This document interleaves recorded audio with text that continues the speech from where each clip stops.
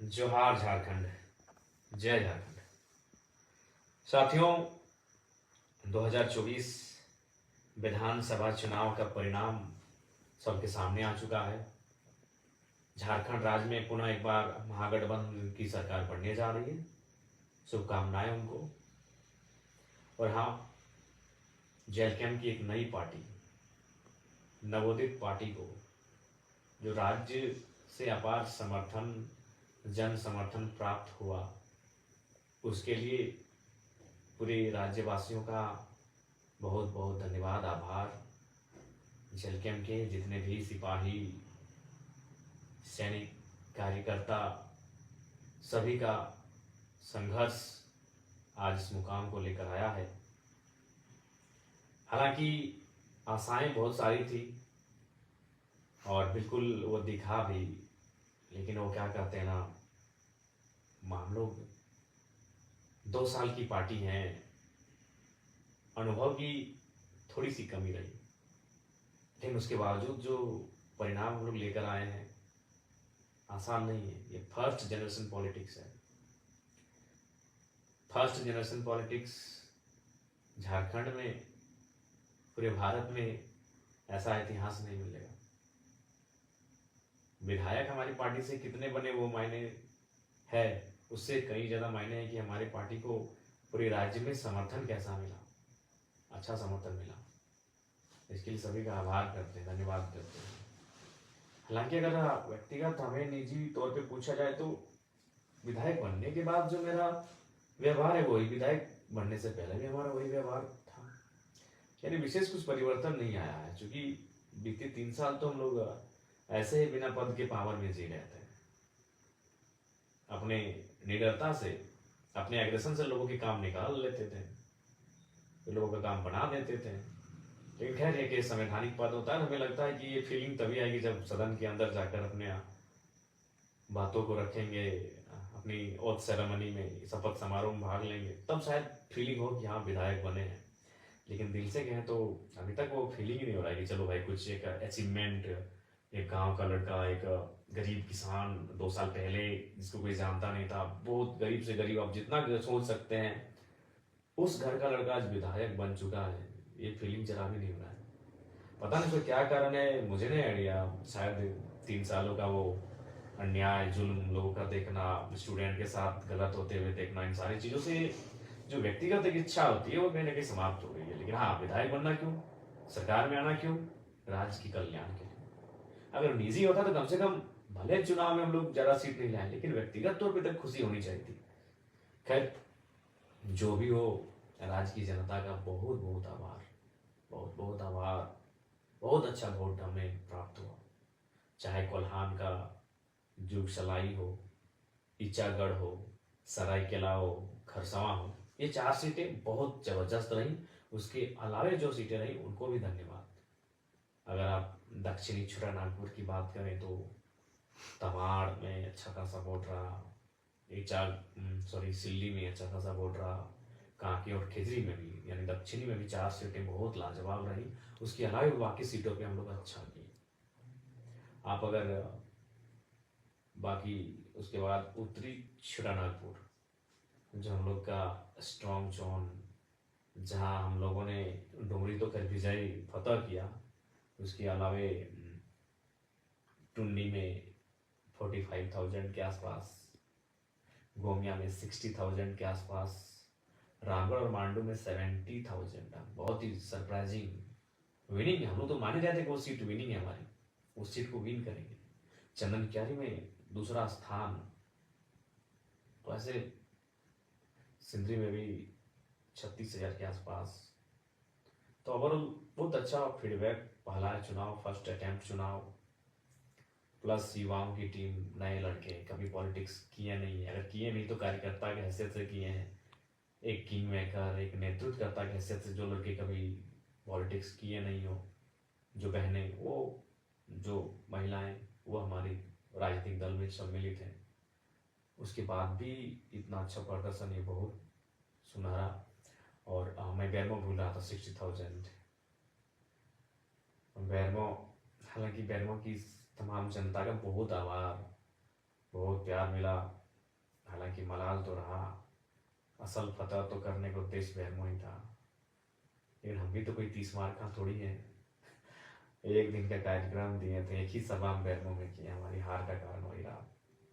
18 तारीख की शाम को अभी कितना प्लानिंग किया गया कि हमको वहाँ नहीं जाने दिया जाए, बैरमो एंट्री नहीं हो मेरा।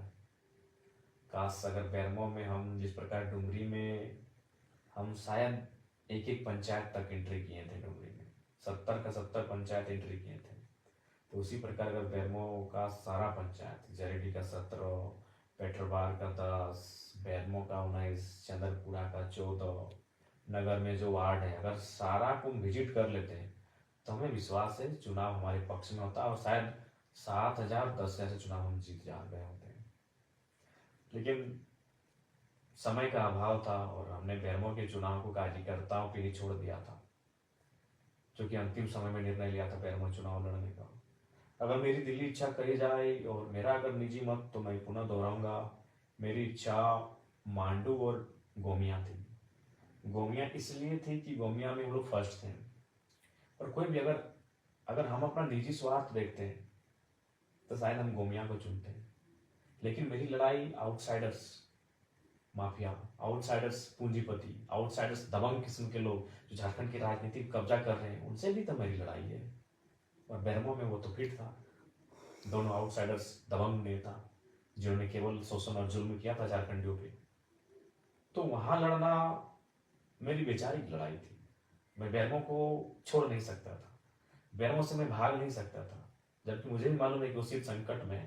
ये डेंजर सीट है। डेंजर सीट इसलिए है कि लोकसभा के चुनाव में बैरमो से मुझे 53,000 वोट मिले थे। मैं तीसरे नंबर पे था, सबसे पीछे था टॉप में। द टॉप जो 3 लीडर थे उनमें सबसे पीछे था, नीचे था। लेकिन फिर मैंने साहस किया, क्योंकि ये टाइगर का जिगरा है भाई, वो हार जीत से ऊपर की सोचता है।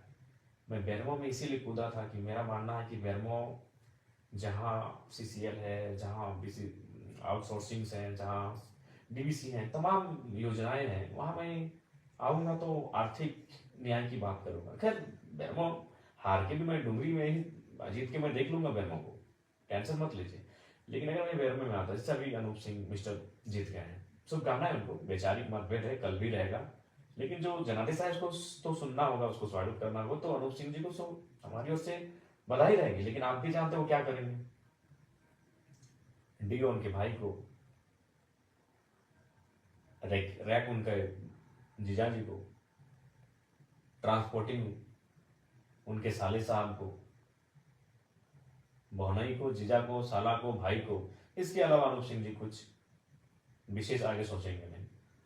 पूंजीवादी सोच के व्यक्ति हैं, साम्राज्यवादी सोच के व्यक्ति हैं, राजशाही सोच के व्यक्ति हैं, लेकिन फिर भी बैरमो के लोगों को जो भी उन्होंने निर्णय लिया है उसका भी स्वागत है। लेकिन हाँ, अगर आपका टाइगर जीत जाता है तो फिर बैरमो से ही झारखंड को अगर तब्दील नहीं करते तो फिर हम बेकार करते हैं।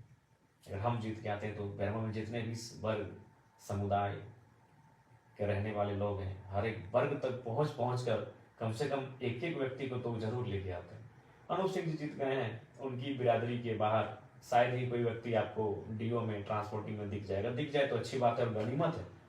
अगर हम जीत जाते हैं तो एक एक समाज के व्यक्ति को वहाँ खोज के लेके आते हैं, क्योंकि आर्थिक न्याय का मतलब ही होता है हर एक समाज, हर एक तबका के पास आर्थिक स्थिति सक्षम होना। तो खैर, जो जीत गई सो बात गई। लेकिन बैरमो के तमाम साथियों का बहुत बहुत धन्यवाद कि हमने एक दिन कार्यक्रम दिया और अपने वोट 60,000 तक पहुंचा दिए। बहुत बड़ी बात है, ये जीत है। बैरमो में हम अपना फ्यूचर देखेंगे, है फ्यूचर हमारा।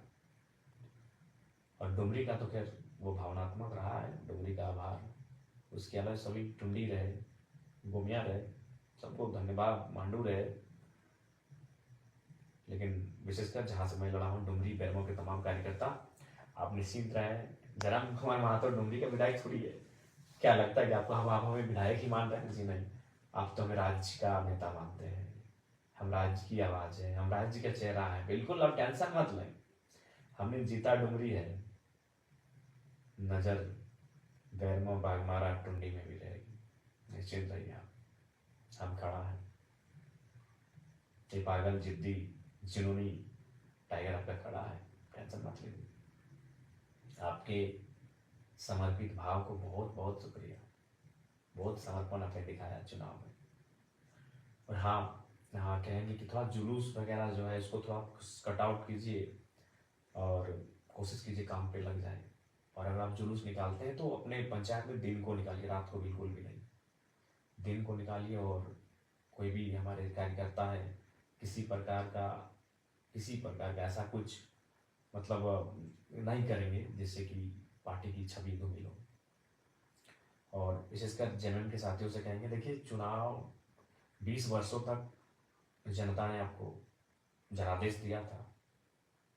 अब उसी जनता ने अगर आपको जनादेश नहीं दिया है तो उसका सम्मान कीजिए। हार के बाद आपके कुछ कार्यकर्ता देखें कुछ घटनाएं ऐसी घट रही हैं, हम चाहेंगे कि बदले के भाव से नहीं बदलाव के भाव से मिलकर काम करते हैं। आइए जेएमएम के साथी डुमरी में मिलकर काम करते हैं, तमाम योजनाओं को गांव-गांव तक खेत खलिहान तक पहुंचाते हैं। और ये सभी संभव होगा जब वो क्या करते हैं ना, मिलकर काम करते हैं। पक्ष विपक्ष चुनाव में फिर देख लेंगे, आलोचनाओं को फिर चुनाव में देख लेंगे। चलिए अभी डुमरी के लिए आगे हाथ बढ़ाते हैं, मिलकर काम करते हैं। सभी से आग्रह होगी और विशेषकर युवाओं आपसे कहेंगे, आज आप जयराम महतो को अपने स्क्रीन में देख रहे हैं वीडियो के माध्यम से। ये वही जयराम महतो है जो 2 साल पहले यही तोपचांची और जिस डुमरी से मैं विधायक बना वही डुमरी जहाँ से बसें निकल कर आती थी, बसें गुजरती थी वहाँ से। उन बसों का नाम आनंद बस, शिवम, बुंदेला, विजय, पम्मी, राजू, निर्मल, ऐसे 1 दर्जन बस हजारीबाग होते हुए धनबाद और धनबाद होते हुए हजारीबाग आवागमन होता था। उन बसों पे हम लोग झगड़ा करके चढ़ते थे, भाड़ा नहीं देंगे, 2 रुपया से ज़्यादा नहीं देंगे, 5 रुपया देंगे। और हार्डली गिरफ्तार आते थे 10 रुपये। 2 रुपया से वो कहानी शुरू हुई थी, 5 रुपया से होकर 10 रुपया तक पहुंची थी। अभी क्या भाड़ा है मुझे नहीं पता, क्योंकि अब तो हम लोग मान के चलिए दोस्तों के स्कॉर्पियो में चलते हैं। 40 रुपया है, यानी आज 40 रुपया हो गया है भाड़ा। और मेरा मैंने 2 रुपया से शुरुआत की थी बसों का सफ़र। एक इंटर ऑफ साइंस के स्टूडेंट जब राजगंज ट्यूशन जाते थे, अब 2 साल पहले की बात करें, आंदोलन से पहले, तो यही मैंने अपने मास्टर्स को कंप्लीट करके पीएचडी को ज्वाइन किया था। यानी जो लड़के को आप देख रहे हैं आज एक विधायक के रूप में, ये लड़का कल्पना सोरेन जी की तरह कोई राजघराने से नहीं है। पाकुड़ की जो विधायक बनी आलमगीर आलम की अर्धांगिनी, उनकी तरह कोई राजघराने की नहीं है। मेरे हिसाब से राजघराना मतलब विधायक का घर, मैं उसको राजघराना कहता हूँ। सुन लीजिए पहली बात को। पूर्णिमा साहू जी जमशेदपुर से जीती, जो रघुवर दास की पुतोहू है, मैं उस राजघराने से नहीं हूँ। तो जयराम कुमार महतो को बड़ी करीब से आप देखिए। आज से महज 3 साल पहले मेरी तस्वीर शायद सोशल मीडिया में होगी, जाके देखिएगा। एक दुबला पतला सा लड़का, मासूम सा लड़का, मासूमियत चेहरे में, आंखों में एक सपना कि कुछ करेंगे।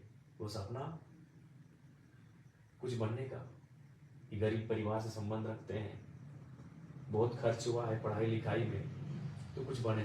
क्या बने? कुछ भी। कोई बहाली आए उसको भरे, टीचर की बहाली हो, प्रोफेसर की बहाली हो। और उससे पहले जब पीएचडी नहीं किए थे तो उससे पहले सीआरपीएफ की बहाली हो, आर्मी की बहाली हो, रेलवे की बहाली हो। उन बहालियों को फॉर्म भरना, उनके लिए मेहनत करना, ये चीज़ रहा है। वही लड़का आपके सामने आज आपके स्क्रीन में है। और यकीन मानिए वो लड़का विधायक है। हालांकि हमको ज़्यादा कोई एक्स्ट्रा फीलिंग नहीं हो रहा है विधायक बनने का, लेकिन आप यकीन कीजिए ये जयराम महतो विधायक है। मैं ये आपको इसलिए संदेश दे रहा हूँ कि सपने देखिए, मेहनत कीजिए, संघर्ष कीजिए। कौन जानता था जयराम महतो को? आज मीडिया में भले नेगेटिव बोले या पॉजिटिव बोले, आज देश की जितनी भी नेशनल मीडिया है, एक 30 सेकेंड ही सही जयराम महतो का नाम उनको लेना पड़ता है। कोई नहीं जानता था जयराम महतो को। जयराम महतो खुद जयराम महतो को नहीं जानता था। कौन है जयराम महतो? फिर जयराम महतो क्या था दिनचर्या हमारा? सुबह मॉर्निंग में उठना, घर से 600-700 मीटर दूरी में मैदान फुटबॉल का, वहाँ दोस्तों के साथ आकर सुबह वही बैठकर डिस्कशन, वहाँ से जोरिया तक जाना, जोरिया में फिर नहाना धोना और बसों में बैठकर फिर कॉलेज तक पहुँचना, फिर कॉलेज से रिटर्न आना, बीच में 2-4 घंटों का ट्यूशन लेना, शाम को एनी हाउ खेल का मैदान, चाहे फुटबॉल हो क्रिकेट हो या वॉलीबॉल, ये 3 चीज़ों का शौकीन। एनी हाउ कुछ भी हो जाए, मौसम खराब हो कोई मतलब नहीं, 2-3 घंटा खेल के मैदान में, फिर रात को ट्यूशन, सेल्फ स्टडी, फिर सुबह फिर एक दौर आया जब मास्टर ऑफ आर्ट्स यानी एमए की परीक्षा को मैंने इंग्लिश लिटरेचर से प्रथम श्रेणी से उत्तीर्ण किया पीके रॉय मेमोरियल कॉलेज से। तो एक दिन की घटना है, मैं नहाने के लिए जोरिया जा रहा था। जोरिया जिसको आप छोटी नदी कह सकते हैं, अगर आप सभी नहीं समझते कि जोरिया का क्या मतलब है, तो छोटी नाला नदी कह सकते हैं। तो वहाँ कुछ हमारे बगल में जो एक सरकारी +2 हाई स्कूल है, बच्चे क्लास को छोड़ के बाहर बैठे थे। तो बच्चों को तो पहले हमने चूंकि पकड़ा उनको अपने साथियों के साथ, उनको पकड़ के प्रिंसिपल के पास हम लोग कंप्लेंट करने के लिए गए कि सर क्या हो रहा है, स्कूल का टाइम है, आपके बच्चे जोरिया के किनारे घाट में बैठे हैं नदी के सामने। तो प्रिंसिपल साहब ने बड़ी मार्मिक बात कही कि जराम बाबू, सरकारी विद्यालयों की व्यवस्था ऐसी है कि शिक्षक की कमी है और हम लोग मेंटेन नहीं कर पाते हैं। तो बातों बातों में उन्होंने कहा कि आप भी तो सुने इसी साल एमए पास किए हैं, तो एक काम कीजिए, जब आप एमए पास किए हैं और जाहिर सी बात है आप कंपटीशन वगैरह की तैयारी करेंगे, नौकरी पाने की तैयारी करेंगे, तो जब तक वो नहीं होता है तब तक आपसे अनुरोध है कि 2 घंटा आप हमारे स्कूल में क्लास ले लीजिए। हम गए थे शिकायत करने के लिए कुछ बच्चों का कि बाहर भाग के आए हैं स्कूल के टाइम में, और हमें क्या, हमें उल्टा प्रिंसिपल ने कहा कि आप पढ़े लिखे हैं तो 2 घंटा पढ़ा दीजिए। बोला ठीक है सर, पर उन्होंने कहा कि ठीक है, लेकिन आप कंडीशन है कि आप एक आवेदन लिख के दीजिए और अपना जो सारा सर्टिफिकेट्स एमए का, बीए का, इंटर का और मैट्रिक का सर्टिफिकेट इंक्लूड करके कि हम भाई निःशुल्क शिक्षा देंगे, भविष्य में आप किसी प्रकार का दावा नहीं करेंगे। बोले ठीक है सर। हम गए थे भाई शिकायत करने, अब तो हम खुद प्रिंसिपल महोदय की बातों में अब बात भी ऐसा विषय उन्होंने कह दिया कि पढ़े लिखे हैं। तो फिर हमने कहा ठीक है, तो वो शायद सितंबर का महीना था, 2017 का टाइम था। हमने उसी साल जुलाई अगस्त में मास्टर ऑफ आर्ट्स को कंप्लीट किया था। और जब गए क्लास लेने के लिए तो पहला ही दिन जो माहौल क्रिएट हुआ, चूंकि आप भी जानते हैं कि पूरे राज्य ने मेरे भाषणों को सुना, तो लीडर और लेक्चरर में एक क्वालिटी समान होती है कि जब वो अगर बेहतरीन लेक्चरर हो, बेहतरीन लीडर हो, तो जब वो बोलता है तो लोग सुनते हैं। तो वही क्लास में मेरे साथ हुआ। जब मैं बच्चों को पढ़ाने लगा, जब मैं उनको एक्सप्लेन करके समझाने लगा, तो पूरा क्लास सन्नाटा शांत और सुनने लगे। तो इससे क्या हुआ कि डिमांड्स बढ़ गई और प्रिंसिपल ने रिक्वेस्ट किया कि नहीं, हम तो आपको ऐसे ही बोले थे कि भाई टीचर की कमी है, लेकिन अब आपसे रिक्वेस्ट होगा जब तक आप कुछ बनते नहीं है, कुछ करते नहीं अपने लिए, तो 1-2 घंटा पर डे निकाल के यहाँ बच्चों को पढ़ा दीजिए। वो सिलसिला चलता गया चलता गया और 4 साल बीत गए। यकीन मानिए 4 साल। एक एमए का लड़का, गरीब का घर का लड़का, जिसको ठीक से मेंटेन नहीं होता है, वो फ्री में पढ़ा रहा है। कहाँ हाई स्कूल में फ्री निःशुल्क शिक्षा दान दे रहा है। कई बच्चे हमारे पास आए हैं कि सर आप अच्छा क्लास लेते हैं तो हम लोग ट्यूशन पढ़ना चाहते हैं। हमने कहा नहीं यार, टाइम कहाँ है हमारे पास ट्यूशन का, एक तो तुम लोग स्कूल में पढ़ाते हैं, फिर ट्यूशन बोलोगे, हमको खुद पीएचडी कर रहे हैं, हमको कॉलेज वगैरह जाना होता है, और हाँ ये शाम को ट्यूशन वगैरह नहीं। मेरी एक आदत हमेशा रही है, शाम को ट्यूशन नहीं भैया। क्यों? खेल का मैदान 2-3 घंटा में क्रिकेट लंबा चौड़ा चौका छक्का उड़ाइए, फुटबॉल में किक लगाइए और वॉलीबॉल का पंच लगाइए। तो वहाँ कंप्रोमाइज नहीं था ये चीजें। तो फिर अचानक 2021 17 से 21 तक मैंने लगातार निःशुल्क बच्चों को पढ़ाया टीपीआई स्कूल। आज भी बच्चे जो मेरे पढ़े लिखे हैं उनसे कभी बातचीत हो तब बातचीत कीजिएगा। बड़ा मेमोरेबल 4 साल रहा है। बहुत मेहनत से मैंने पढ़ाया, फ्री में पढ़ाया, 1 भी रुपया नहीं। किस टाइम बेरोजगारी का दौर, एमए पास किया हुआ लड़का जब नौकरी की तलाश करता है, 2 पैसे कमाने की सोचता है, और मैंने फ्री पढ़ाया क्योंकि मेरा नेचर शुरू से गजब का रहा है। आज वही नेचर कारण में मिला है। तो फिर क्या हुआ, 2021 का टाइम आता है, जैसे 4 साल के बाद झारखंड में एक मूवमेंट आ जाता है। मैं वहाँ जाता हूँ, मैं भाषण देता हूँ और अचानक मैं हाईलाइट हो जाता हूँ। फिर मेरा वो स्कूल में पढ़ाई छूट गया, वहाँ जो बच्चों को पढ़ाता था। मेरी पीएचडी भी काफ़ी स्लो हो गई, बहुत स्लो हो गई मेरी पीएचडी। और फिर इस मूवमेंट में मैं अपने आप को झोंकता हूँ, फिर लगातार सभा, भाषण, और 2000 सभा को मैं मतलब एक बेहतरीन सभा मैंने 2000 किया है। अगर ऐसे कहेंगे नुक्कड़ सभा तो 3000 चले गए होंगे। और आज झारखंड राज्य के चेहरे के रूप में आपके सामने हूँ। 2 साल पहले मैं कुछ नहीं था। मेरे गांव के शायद सभी लोग मुझे ना पहचानते हो, सच कह रहे। मेरे गांव के शायद सभी लोग मुझे नहीं पहचानते हैं, हाँ। लेकिन आज दिल्ली में इस लड़के की चर्चा हो रही है। इसलिए मैं आपको ये कह रहा हूं, मैं अपनी तारीफ नहीं कह रहा हूं, मैं इसलिए आपको कह रहा हूं कि सपने देखिए। जो युवा कहते थे I hate politics, I hate politics, यकीन मानिए जयराम महतो के आने के बाद, जयराम महतो की विधायक बनने के बाद शायद वो कहेंगे आई लव पॉलिटिक्स। और करना होगा, पॉलिटिक्स से लव करना चाहिए, क्योंकि अगर आप पॉलिटिक्स से लव नहीं करते ना तो सोच लीजिए आप देश से भी लव नहीं करते। क्यों मालूम है ना? आपका देश पॉलिटिकल है, आपका देश इंडिया जो है वो पॉलिटिकल कंट्री है। बिना पॉलिटिक्स से कुछ काम नहीं होगा। पॉलिटिक्स मतलब क्या? देश चलाने के लिए नियम चाहिए। नियम कौन बनाते हैं? पॉलिटिशियन। तो जो लोग कहते हैं आई हेट पॉलिटिक्स, मतलब वो अपने देश से हेट करते हैं, कॉन्स्टिट्यूशन से हेट करते हैं, इसका मतलब। तो इसलिए आई हेट पॉलिटिक्स करने वाले युवा शायद जयराम महतो को देखकर अब आई लव पॉलिटिक्स की गाथा आवाज को बुलंद करेंगे। सपने बड़े देखिए, सपनों को पूरा करने के लिए पागल हो जाइए, जैसे आज हमने। बिल्कुल पागलपंथी की हद है। कभी करीब से देखिएगा हमारे आंखों को, हमारे इस चेहरे को। बहुत झेला है इन 3 सालों को, खासकर ये जो 40 दिन पार हुआ ना साथी, क्या बताएं, बहुत झेला है। सपने देखिए, मेहनत कीजिए उसे पूरा करने के लिए। आज जीत हार छोड़िए, आज चर्चा का विषय अगर है तो संघर्ष के कारण है। इसलिए आप सभी से आग्रह है, मेहनत कीजिए। पुनः डुमरी और बैरमो को धन्यवाद, क्योंकि मैं वहां से स्वयं प्रत्याशी था। बाकी तमाम झारखंड को धन्यवाद, क्योंकि मेरी पार्टी के तमाम जो कैंडिडेट्स रहे उनको बहुत जोरदार समर्थन मिला। सबको धन्यवाद।